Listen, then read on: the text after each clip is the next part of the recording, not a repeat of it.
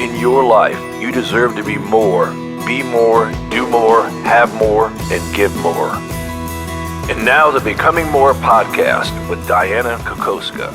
So welcome to Becoming More, where we interview great people. Today we have Troy Aberle. He's a transformative leader and executive strategy officer at Chet Holmes International. He's been guiding top professionals to new heights for many, many years. And the thing I love about Troy is in his consulting and coaching, he's always looking to improve the other person, improve their status, improve their state, improve their influence, more importantly, to improve their mind. And with May being Mental Health Month, well, for heaven's sakes, we all need that.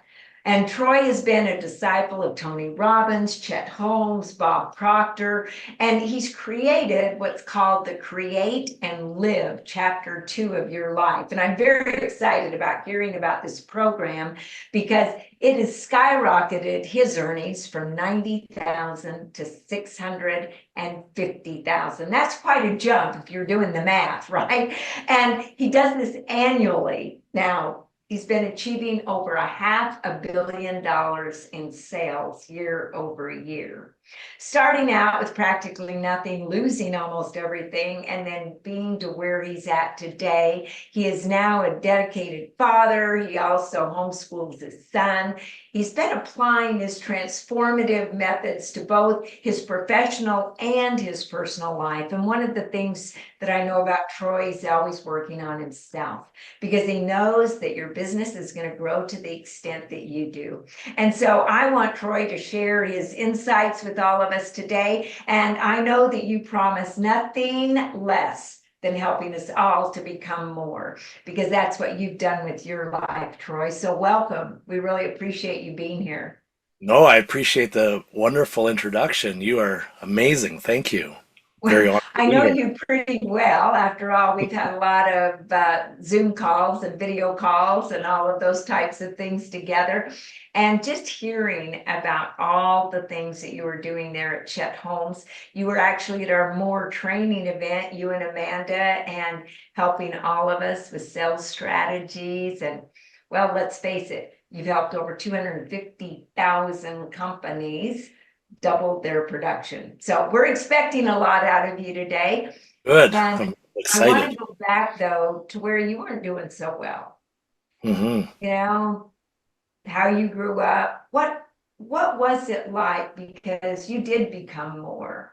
There was a time in your life that was pretty dark. So let's go ahead and start out where you desired to start out. Tell us the age and what's going on.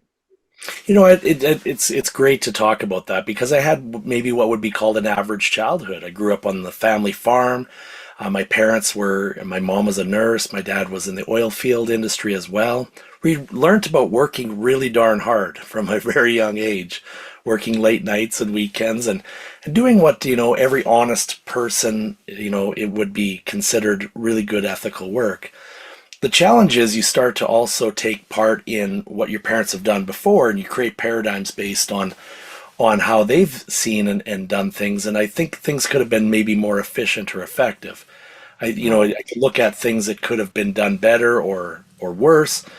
But the challenge was for me is I started to hang around people that weren't as inspiring as what I would have liked. They settled for the average. And also I started to become average because of that. And when I go there, Diana, what I'm looking at is I look at my period, chapter 1 of my life as 0 to 34 years old, where I learned how to work hard, learned how to play hard, went to school and college, and always had an infatuation for business and helping people from a very young age. The challenge was as I started to become addicted to alcohol, started to be surrounded by a lot of people that talk to you about their limitations or beliefs were in life. And, you start becoming unhealthy mentally and physically and financially. And that affects your spiritual life. That affects so much. Yeah. So what age are you when you start getting into alcohol? Oh, heavens, like 15, 16 years old, a young boy, right? Mm. And you start to, because you're around it, your family's around it, your friends are around it. And it becomes part of the thing where life isn't fun unless you're partying. So But So that this continues on for how long? till 34 years old, I woke up on December 1st at the age of 34, and I said, you know what? I'm going to take a few weeks and I really want to start a new chapter in my life. And I take out a piece of paper on my bedside stand and I draw a line down the center, Diana. At the top, I write down my goal for my health. Then I also write down a goal for my relationships. And I look at a goal for my finance. And I realize on the left hand side, I just draw this out and I write down 0 to 34 years old. And I start writing out all the things that are preventing me from reaching where my dreams really were. And it was hard because I hadn't dreamt in a long time. I mean, Bob Proctor had often said, what do you really want in life? I'd never really thought about it to the extent of that part. But what I realized is I drew a line down the center of the page, like I said, and on the right-hand side, I wrote out chapter 2. And I wrote out 34 years old to 118 because I felt I'm going to eat healthy and do a few good things with goji berries or something. And I realized that there was a whole list of things that I could do opposite that would have a direct and instant impact on my life. And then I ripped the page in half and I lit the page on the left side on fire and never went back. And so luckily I've removed a lot of the negative people in my life that I was associated with, but also I removed the alcohol and a lot of really bad beliefs and habits that just weren't getting me there. Okay, so I dare say that at this point you were drinking every day. Is that correct? Every day. Yeah, you bet. Every day. So you were termed an alcoholic and you Yeah. just up and quit. Yeah, like literally just quit. And I started studying NLP for neuralistic programming. I really wanted to Right. figure out how to trick my own self, if you will, or train my brain. I started, actually, you and I have something in common around gemstones and energy. And Yes. I went and bought like a whole bunch of stones and went and took a Reiki course. A wonderful lady actually gifted that to me. And it's just all so seamless of everything that happened. And I started to realize how powerful I could be at doing the right things. It took the same amount of energy as doing the wrong things, but with such a more brilliant outcome and create new Well, paradigms. you just hit on something really important. I love energy, obviously, with physics and math background. And with that energy, you were putting your energy into the bad things. What was that doing to your business, your relationship, your life, and your health? Well, I knew what was going to happen is I'd be training my sons, both of them, to Everett and Luke, to be doing the same thing because they'd get around it and see the joy. And that's neuralistic programming, is they see that emotion that would be coming from that. And so I knew if I wanted more in my life, I needed to get rid of the stuff that was holding that part back. And being under the influence doesn't help.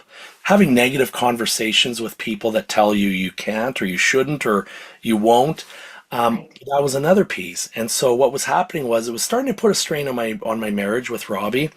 And I mean, my wife loves me unconditionally, and boy, we have a great relationship. But you can tell that it's not her ideal role model or king of her house, and it's not going to be the person for her children and our children. And so that starts to put a real damper on, and you start actually faking it, right? You're faking the happiness a bit, and then what happens to your business is, well, you're always not you're blurry. You're always in fight or flight mode. So your health becomes bad. I mean, I was 266 pounds. Just a lot of things were happening at once, and you can't operate at a high frequency like that. So I always compared it to a low frequency radio station and a high frequency, and it was time to turn off that music and go to the high frequency. So you got rid of some of your friends, or let's just Yep. say you released them to be friends with someone else. Yep. And then you started being around positive people. Is that when you started to become a disciple of Bob Proctor, or had he already entered into your life? He hadn't quite yet. Tony Robbins did first, and I Mhm. started to learn from Tony about where focus goes, energy flows, and so I'd realized all these pieces, tying that together to make the chapter 2 exercise, and then fast forward, then when Bob was saying, what do you really want in life, and that was right in the same time, and I remember thinking, well, I remember him asking that question, and I said, well, if I could make $110,000 a year. And he said, how much do you make now? And I said, well, I just did 94. And he goes, well, that's not even a goal. He said, you could work overtime at a drugstore and get that money. And I said, well, I guess. And he said, you're young, you've got an ego, and yet you've got these things going on, but yet I can tell you really want to achieve something different. You want to be more than you are today. And I said, yes, I do. I said, I want to learn what the most successful people on the planet do, and I want to follow them. And and so here I am today. Things really changed for me. Well, you changed them. So when did you said you wanted to learn? Did you start going to seminars at that point? Tell us Yes. about the learning experience. I didn't have enough money for Tony's program at first, and it was on cassette tapes way back when from the infomercials. And so, I had to literally, I can't remember what I sold again. I remember I sold something and I got that. Then I got money for my first seminar and went to Unleash the Power Within. And then oh my gosh, then I started to become really involved. I hired a coach, and made sure it was the highest performing coach I could possibly find, and started to figure it out. My wife would just keep saying, I'd say, can we afford it? And she said, you can't afford not to, because there's A too great much wife, opportunity. great Yeah. supporter, gave up things to make certain that you could go further in your life. Yet when you had this coach, did you do everything the coach asked you to do? I stayed very loyal to him. Yes, because Okay. I knew if I focused on him, and at times if I didn't believe I could do it, Diana, I borrowed the belief that he had in me to do it. Actually, at first, I just wanted to get my head more organized and figure that out. And then he finally said to me, Trevor said, you should actually become a coach. And I said, oh, I'm not that guy. And he said, but you just love helping people and you really want to make a transformation. And so I fell in love with the idea of it, and became certified with through Tony, and then went on with Bob Proctor, and also then learned from Chet as well. So I know you've learned from a lot of people. Let's get into some of the things that we can teach and help Yeah, the people that are listening to this. So if there's one area of your life, first you gave up alcohol. What would you say to anyone that is struggling with any type of abusive drug, alcohol, maybe even overeating, because that's an addiction in itself. I would say make sure you do have that C-type goal. What would be a really cool fantasy? Don't think about the how, think about where you'd love to be, and fantasize over that, and start to focus on the meaning you give it, the things that are holding you back, and change that. But to answer the question more simpler, take a journal at halfway through the day at lunchtime, and do it also even at supper time and before you go to bed. Look at what your diet was. And when I say diet, I'm talking about what you eat, yes, what you hear, what you see, what you smell, all of it, all of your sensories, because I want to know what is coming in at you. Are the people around you telling you stories of limitation, or are they helping you lift you up? I would So also you're writing everything down. everything down, yeah, because I want to reflect on it. What's causing me to get here? Success leaves clues, and so do failures. And if I take a look at what I know is going to get me, and if I keep having internal language that's limiting, where's that coming from? Because then I can start to focus on that limitation. If I hear that enough times, I'll be scared. Am I scared of doing the cold call? Am I scared of, advancing my relationship or changing my health? Hmm. So did you write these things down? You actually wrote down your limiting thoughts that you were having throughout the day. Yes, 3 times a day. And did you write down the opposite as to what you desired, or did you just look at the limitations? No, so we still do this today. Great question, Diana. So my sons and I and my wife, we'll take a Sunday and we'll write down the limiting beliefs or the limiting actions, the paradigms. Okay, yeah. And we will light a beautiful fire in the fireplace in the center of our home, and it will torch it. And it's turned into And a you thing that throw even it in. my 12-year-old even will come and say, "Dad, we gotta do a burning ceremony," and he'll want to do it too. So look at what's limiting you, and when you become more aware of this, it's not cliche. It's really Yeah. focused. It is interesting. So do you think that the pain that you were literally moving away from the pain as you moved towards pleasure, which was the driving force as you were changing your life? Was it to avoid the pain, or was it to move towards the pleasure? That's a really good question. I think at the time, the trigger was the pain, is realizing what it's costing me not to make a decision. Yeah. And instead of applying a fear of, well, what if on the pleasure, is just go all in. And I had become so obsessed with the way it was going to make me feel. I thought I envisioned, the clothes I was wearing when I achieved my goal. What was the sparkling water that I was going to toast to, and what were the sounds of people saying good job, and high-fiving someone to say I reached my goal, because instead of holding it in, I've been way more public about my goals now than I've ever been, and it feels good to show people where you're going. Okay, when you pictured this and you knew you were having a celebration, had you put a date on it? Had you told anybody that you desired to do this?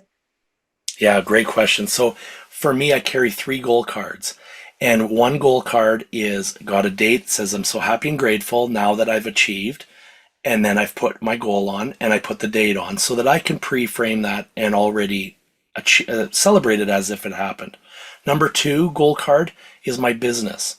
So with my business, with my revenue or the amount of clients that we serve, whether that be for what I do or with our companies or with Amanda, I have those goals written down. But the cool goal card that no one thinks about or talks about is we have a goal card for our family.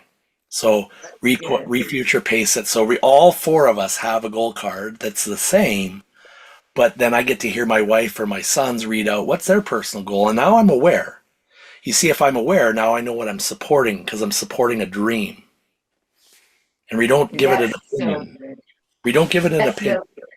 Now, do you check on your kids with, oh, you know what? I'm going to stop for just a moment. I got to know, where do you carry this gold card? Is it In my in your pocket. wallet? Okay. Yeah.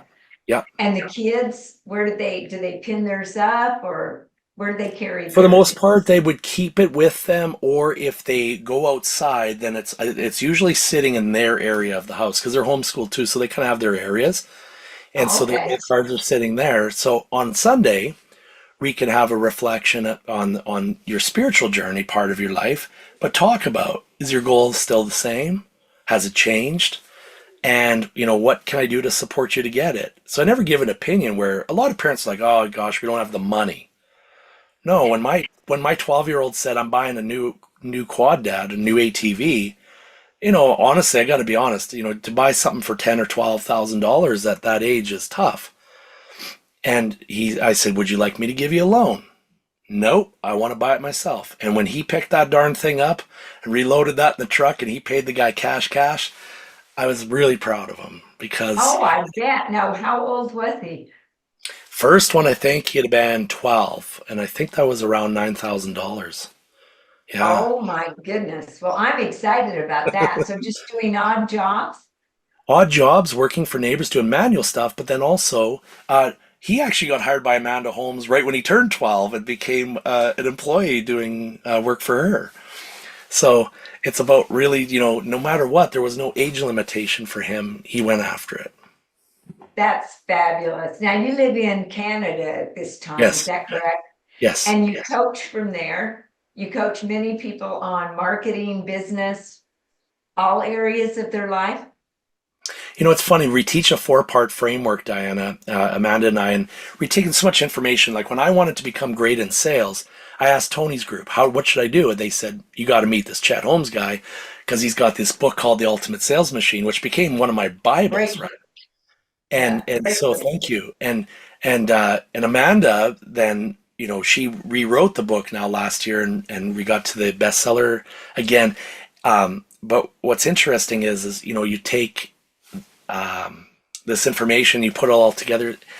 Sorry, what the question was? I want to make sure I go back to your question, because I feel like I'm going off track. What was your question No, again? no, it's basically about, let's just go into the sales. I want to hear about the four-part. You've got our Oh, attention. four-part framework. So what we did was we realized that most business owners have an opportunity to look at something from a different perspective. Number one, do they have a goal? And that goal is the same thing I just talked about, because without a goal, you don't know where you're going. And how clear do you see that? And does your family enjoy your goal, and do your employees as well? so that we can combine all that together. Number two, have we identified the true dream client that's going to get us to our goal the fastest? Number three, how are we grabbing their attention and utilizing core story to grab their attention and educate that client in a way that we can reset the buying criteria so that we stand out from our competitors? And then part four is, what is our deployment structure to delivering that message to the dream client to get to our goal the quickest? And because most salespeople stop at part two or part three of follow-up, we want to do that 13 times, but in a way that's very targeted and pinpointed so that we work smarter, not harder. Well, and I know from reading the book and speaking with you and Amanda what a core story is, yet some of the listeners may not. So let's Right. delve into that a little bit about the core story. Right. A core story is two parts.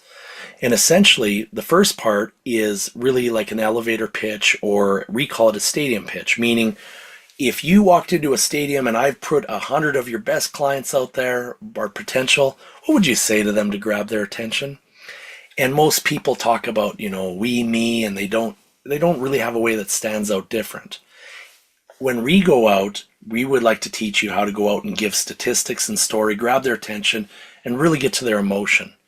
Then part two of a core story is where we use a methodology where we're teaching clients what is the criteria that they should be looking at to solve their problem, and what's the criteria to make sure that we stand out and set the benchmark amongst anyone else to be able to do that. So it's education-based marketing. Well, it is, because you've got statistics, you're doing research, you're understanding where they're coming from. Instead of just thinking about the problem, you actually know what the problem is.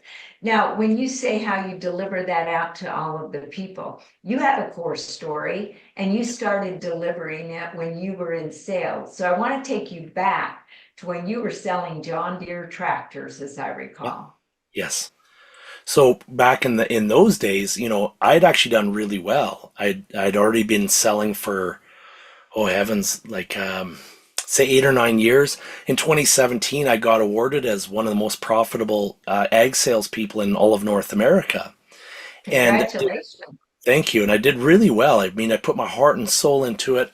And what's interesting about that is, to anybody who's listening, you might think you know your customer, but check this out. In 2020 and 2021, we started getting faced with a really bad drought, no rain. Crops were really doing bad. We just came out of the pandemic, if you will, or sort of, and prices were going through the roof. Parts availability was not there. Heck, we even had equipment that didn't show up for almost 2 years after ordering it. Things were going really, really bad for us. And I'd already become in a spot where I was getting paid commissions on other salespeople and whatnot. And what was crazy about it was I was less than half of my budget. I think I was supposed to sell around 23 million, and I was at just a little over 9. And we're going into a phase where I'm like, oh my gosh, what are we going to do? And so everybody in the whole entire economy was, free delivery, free appraisals, low interest rates, trying everything, maybe get a sleeve of golf balls and a hat if you buy a $1 million tractor. But that's really boring and not fun until I really started to study with the core story training that Amanda and her dad had given me, and studying what really keeps the customer up at night. And what I found out was the things that were keeping people up at night was the lack of control that they had over weather, finance, time, and that was actually putting them into a place of depression, suicide, divorce, children getting diagnosed with attention deficit disorder, and all of these things that were going on to these people because there's just so much going on. So I needed to learn way deeper, and I called it kitchen table pain. Amanda calls it global pain, but what really keeps them up at night at that kitchen table and stressed? So you put yourself in their shoes. Yes. Saying, what are they going through? So now it's not about selling tractors. No. It's about helping them with the stress and anxiety that they're feeling. So what did you do next? So did a lot of research on people personally, one-to-one on the customers that I already had and thought I knew. Then we went and studied more as a global audience to really make sure that there's all angles that we were covering and seeing it from a different angle. And of course, utilizing research team and whatnot to understand these pieces that not a lot of people wanted to talk about when it gets kind of in this place. Then what we did was we created a core story, and we really figured out a way of deploying that. I went to 4 customers to start off with who had already said no to their current salesperson, and I phoned them up. And I remember the one gentleman said, "Troy, we're not buying this year. Things are pretty tough." And I said, I'm okay with that. I'd like to talk to you about something more important. I didn't realize what's really going on at your kitchen table. And he said, "What do you mean?"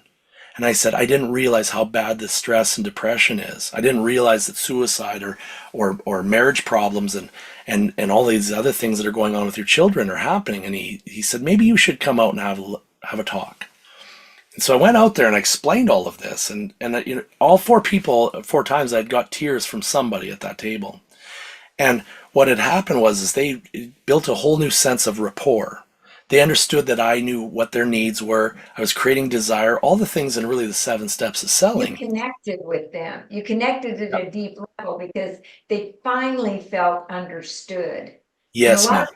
of people, when you build trust with them, as Dr. Henry Cloud says, in order to build trust, people have to feel understood. How many Yes. salespeople do you think actually go in, other than the ones you train, that actually go in and figure out the statistics of what's going on out there in the world? I think it's less than 10%, Diana. I think it's actually 3%. I don't want to offend anybody, but I think we've become to this place where we've developed such a thirst for closing techniques, we forgot about the get to know people and care about them technique. Well, it's very interesting to me because when you sat down, now let's just talk for a minute what happened to the sales. It was never about a sale. It was talking to them about the anxiety and stress that they were having, that you knew they were having because of the research you did. You just didn't guess at it. So No. what you went from 9,000 to what? Well, so in that particular year, what happened, Diana, was I sat down at the table and I explained all of these things. And I said, they said, "Well, what do we do now? Why are you telling us all this?" And I said, "Because I think the dealer has more of an onus and responsibility to do a better job at looking after you as a loyal customer." I realized that there was things about parts supply, education, having the ability to have technicians who could not only service equipment but train and understand things at a deeper level and really showcase then also how the industry was changing with new technologies and new government standards and all kinds of things. And I said, if the dealer does this, this, and this, and this, I actually think I can get you more production per acre on your crop. And at that point now they're excited. I'm saying to them, "I just want 2 bushels an acre." And they said, "If you did that, Troy, we'd get 15." I said, "It didn't even rain, so let's just go with the tiniest amount." And we talk about how much money they were selling their crop for. And what was interesting is you could take a customer and say, "If I made you an extra $550,000 worth of income on 18,000 acres, tell me why you said no to the sales guy who said 420 for a payment on this equipment to get you modernized. Why did you say no?" And he said, "If you can get me that kind of money, Troy, get me the equipment." And I said, "Well, I can't because I'm not in sales anymore. But what I am here to do is educate you." And I said, "Well, tell you what I'll do. Well, let's figure it out." So we came back with a structure then where they could get that equipment. They had money left over where they could still go on a Hawaiian trip with their spouse and take their children and do something nice as well too. So we solved a lot of problems, but it was understanding things. But I just flipped the first 4 for 4. I got $8.4 million in 3 weeks, and then we did $42 million in 7 months. Now, so you think about it, I went from a goal that I was struggling to get to halfway to 23, but ended up at 42 million. And after that, I decided to retire from that job, not because it wasn't fun, but because I wanted to take these exact strategies of not only starting a new chapter in the way I saw life as a person and a leader, but also the strategies on how to help people shape their businesses different. And so here I am today with that. And so now you're looking at all these statistics that we have. And I know that you helped one realtor in Dubai. And the interesting Yeah. part to me was how nothing was selling, right? Nobody wanted to buy luxury properties because let's face it, money was tight during this time. Yeah. Talk to us about that. It's a great story. Oh, it's one of my favorite because it just shows you how we don't see what we see. And then what's funny is all the people in Dubai that keep emailing me right now, still trying to get me to buy from them in the old way. So everybody was saying, at this place, I think the average price, let's just call it $12 million homes, but high-end homes where at the time billionaires were the only people who could afford these homes. And what they were saying was, we have granite countertops, ocean view properties, paved walkways, the same stuff. Habitat for Humanity now, I think, even has granite. So you look at the way that it is, and they didn't understand their current clients. So we figured out it was billionaires. And what can't a billionaire buy? Time and health. So we found out that the average age of a billionaire at that time was 55 years old. At 55, most of those people, Diana, they don't sleep more than 4 hours a day, which causes their body to have disease. And so what's happening is you look at the statistics of heart disease, diabetes, cancer, anything that's really quite impactful in their life is because of too much stress. And so what the team figured out is that they could actually reduce this stress or these outcomes by 74% by having a vacation home and sleeping and relaxing more and unwinding. And so you take a look at, we talked about then, who here is ready to die at such a young age, and we can reduce this part by nobody. And so we could reduce that statistic, or you being a part of that statistic, by 74% just by simply doing this. Well, And see, it's that research. It's that research of understanding the person. So they didn't sell homes, they sold stress relief, exactly. health, wonderful times, And they sold things. that island out in like, what was it, less than a year? I think it was 7 months for around $700 million in properties. The people still go with granite countertops, and here's the benefit. What they're not understanding is the person that they're selling to. And that's why deep relationships do matter. I Yeah. mean, the things that we're doing for other people do matter. When we raised all the money for the kids to buy books, to send to all of the countries to teach values with John Maxwell's company and the John Maxwell organization and foundation, they go into high schools and train high school students to become great leaders. All these things that are happening that you're giving to, that you're helping with. It's amazing. What are some of the things that you're doing that are just lighting you up right now? Because you really did help us. I mean, we raised over 216,000 That in was so 2 days. cool, wasn't it? That I was so know, fun. fun. Yeah, no, we're And so excited because we get to do some really cool keynotes for people who bought the things that we partnered up with you on. And I think I look at Amanda. Amanda's working with people on spiritual health and whatnot. She's looking for land in the U.S. somewhere where it's warm and can do some really cool things for the nonprofit she supports. And and for myself, really taking a look at new youthpreneurs, I really find it just so fascinating because I want people. We get so many people that come to us, Diana, that are like Fortune CEOs and whatnot, and they'll say, how do you do this with your son? And so I just love being in that inspiration to say, it's not as hard as it looks. It's not your son. It's not that generation. And we got to meet with Tim at the Becoming More training, and looking you at know these. what?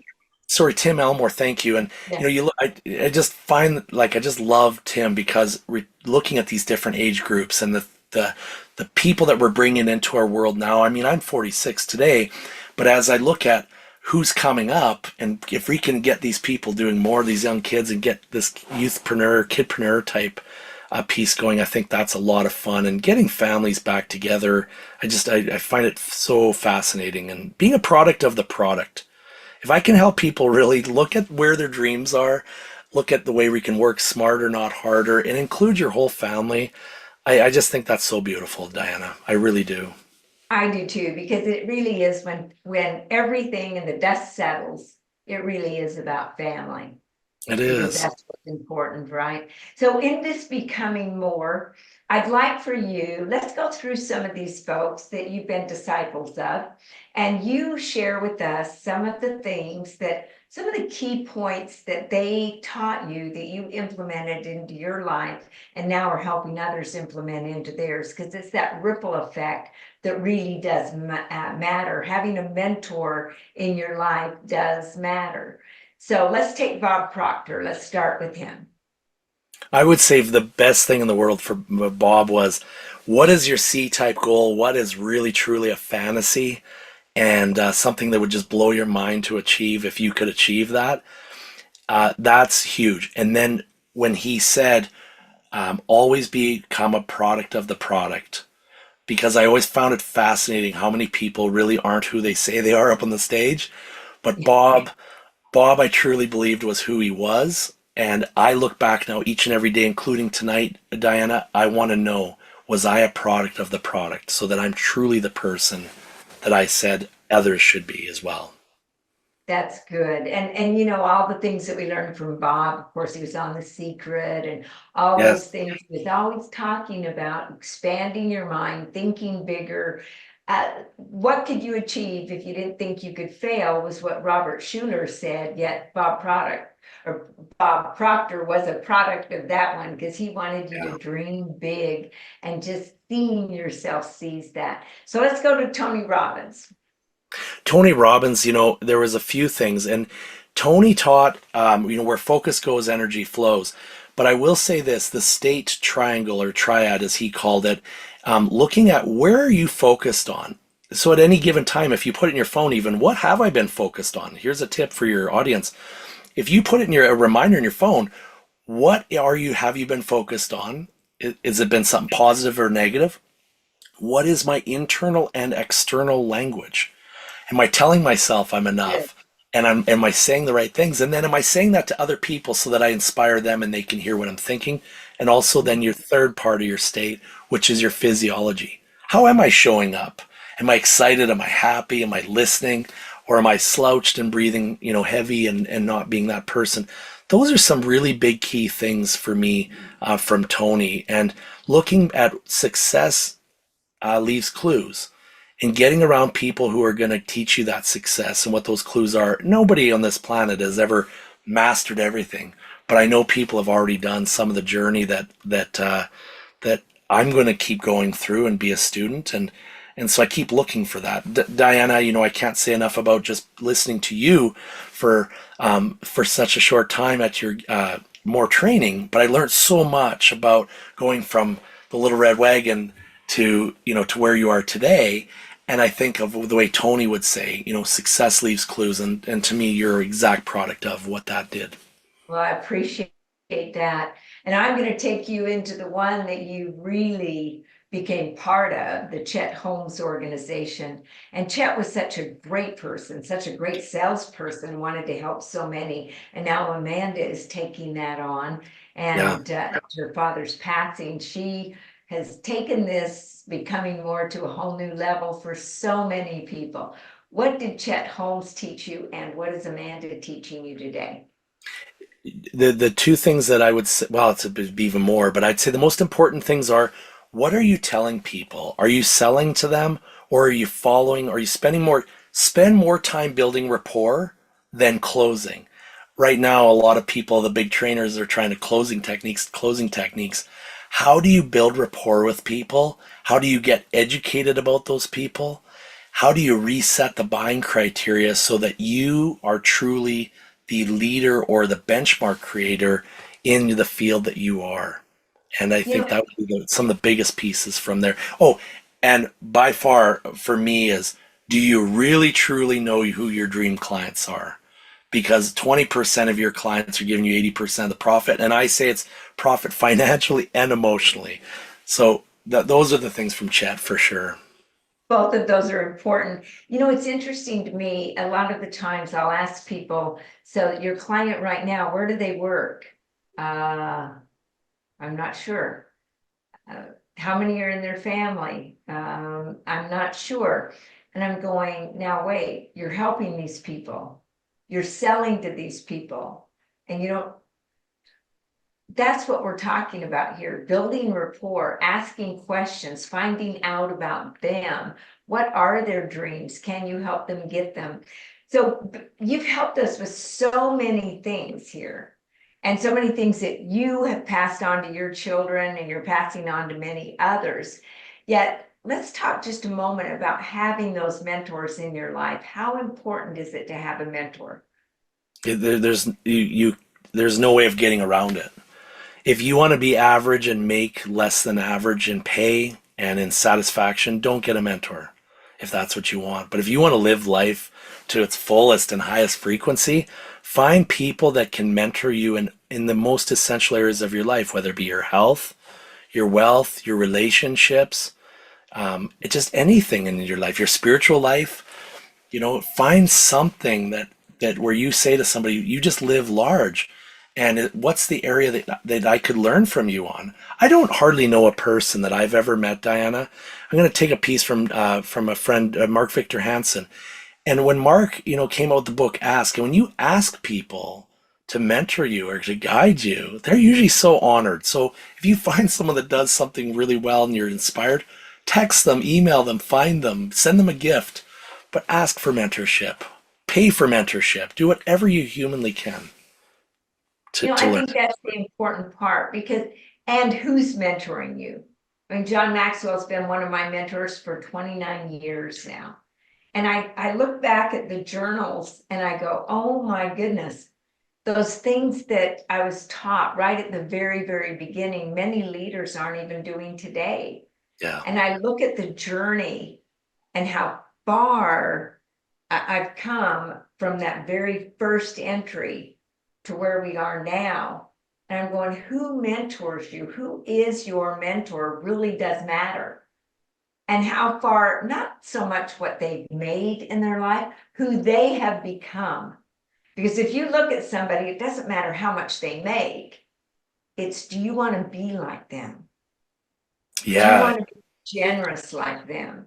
And so let's end on this giving part, because you have a foundation that you support. You give a lot yourself.